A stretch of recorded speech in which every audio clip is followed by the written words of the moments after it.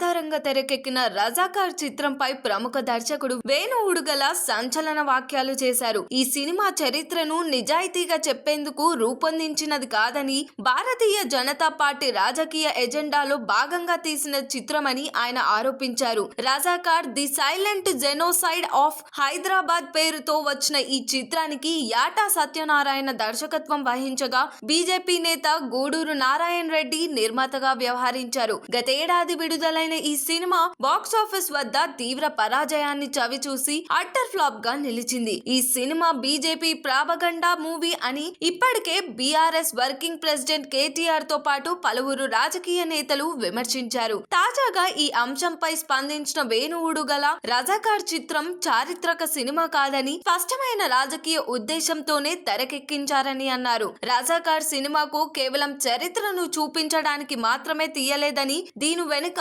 BJP రాజకీయ agenda స్పష్టంగా కనిపిస్తుందని ఆయన వ్యాఖ్యానించారు.